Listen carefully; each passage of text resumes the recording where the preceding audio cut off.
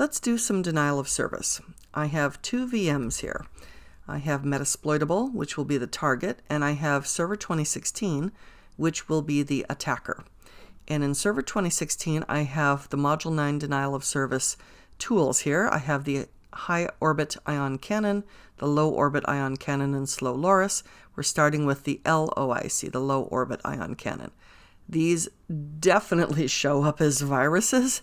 Make sure your antivirus is off. So let's open up the LOIC. Now the LOIC is very simple, and if you look, you can even find an Android APK for it, but I'm going to make a comment about that in just a moment. I'm going to launch the LOIC, and I'm going to just verify Metasploitable's IP address. So I'm coming over to Metasploitable. I'm logging in as MSF admin, enter MSF admin, and if config, just to verify. Okay, it's still 192.168.75.131. All right, fine.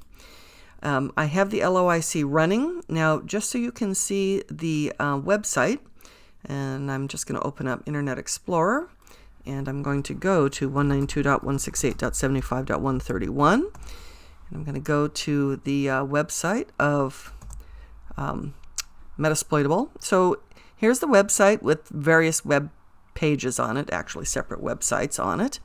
And I can open up any of these, whatever, it doesn't really matter. I just open up one of these, and so I can just look on whatever. It doesn't really matter what we're going to. So now, what I am going to do here is in the LOIC, you have a choice of putting in a target URL or just an IP. And if we just put in the IP, 192.168.75.131, we can do that. We click Lock On, and you see that it shows up here. You could also put it in a URL. So let's say I wanted to target, instead of the Twiki here, I want to go against DVWA. And what I need is the URL for this. So you make sure that you Control-C, copy-paste the URL, and you put it in here. And paste it in here and you lock on. So you can go either way, whichever target you want. If you pick a URL, obviously then the type of attack you want is against HTTP. And so what you'll do is you go against whatever the port it is, in this case probably 80, and you pick the HTTP, and you can see right here that what it's going to do is it's going to do an attack against that HTTP service. Or you can pick TCP, and you can just choose the port for TCP, whatever the port is. So it's totally up to you. And then you have a slider for here for speed, and if you want to put in a silly message, you can do that. When you're ready to actually fire, you hit this, I'm a charging my laser. Just so we can see it, we're going to run Wireshark, although pretty quickly we're going to hurt these machines and it's going to stop real fast just because we're generating a lot of traffic, not only against the target, but also we're generating it from the attacker. So I'm just going to start Wireshark just so we can watch for as long as we can watch. And at some point it's going to just completely choke up. So let me start Wireshark, but we can just watch what happens. So as soon as Wireshark starts, get that going, and we're going to attack TCP and whatever port. It frankly doesn't matter. If we're just trying to flood the network, then the port is not as important. If you want to target a specific service and take that service down, then you choose the port. So let's start a Wireshark capture. Double-click Ethernet. Okay, I've got the capture started. I'm going to minimize it, and I'm just going to hit I'm a charging my laser. And so we can see that it's flooding now. You look down here, you can see requests happening. And when we come over here, we can try to click in, and it's already having trouble responding. Let me go back. Yeah, I'm clicking around, and this website already can't seem to respond. And we can see, and in fact, my whole VM is getting really slow. So I'm hurting myself because I just have VMs at the moment. I can try to stop flooding. You can see how I'm already hurting myself here. So this is the low orbit ion cannon. I'm going to try to stop flooding in a moment. In fact, it is going so hard that it's not even updating itself. Look at how slow this update was. Let's stop flooding here. We're going to go take a look at the Wireshark capture. So as soon as this thing is able to respond, we'll take a look. All right, we finally managed to close that thing. Let's go to Wireshark. Wireshark probably has an enormously full buffer at the moment. So we'll see if we can open up Wireshark and just take a look at what we have here. Okay, let's stop the capture. And we'll take a look at just a sample of the traffic that we saw in the LOIC. Let's just scroll our way through and take a look at the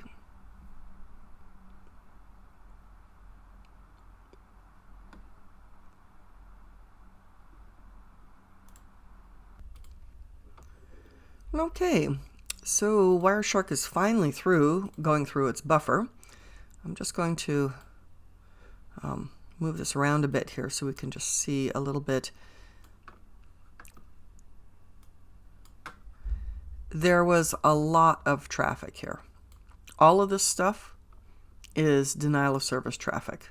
See the push axe? The push, of course, makes it an extremely high priority packet to a web server because you've got the various TCP flags, and push is what we use when you are authenticating.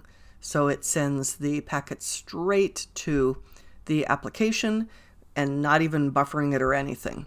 So we've got a lot of extremely high priority traffic here, and all of it is denial of service traffic. And as I scroll up, you can see there's loads and loads and loads and loads and loads of that stuff.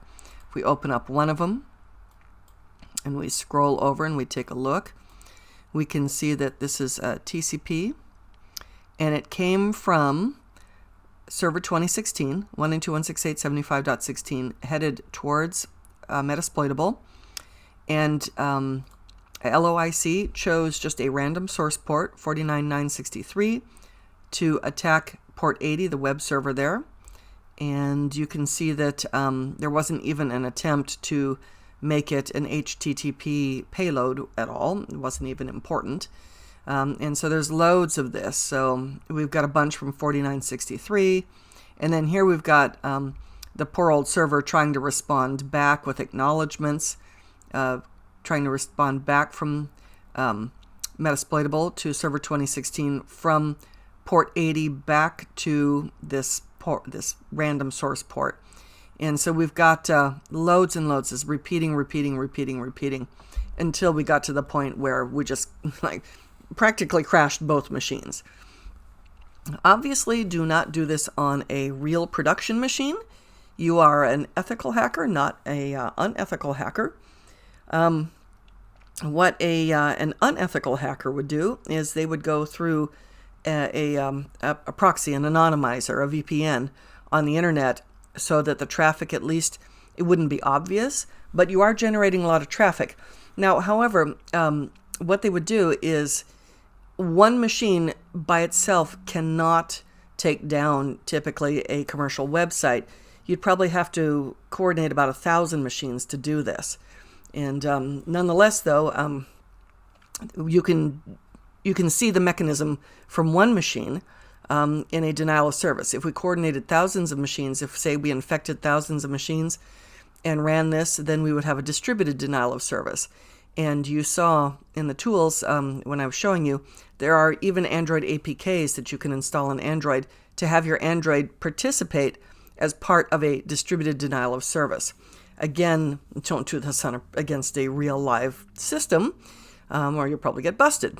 So that is using the low orbit ion cannon for a denial of service attack.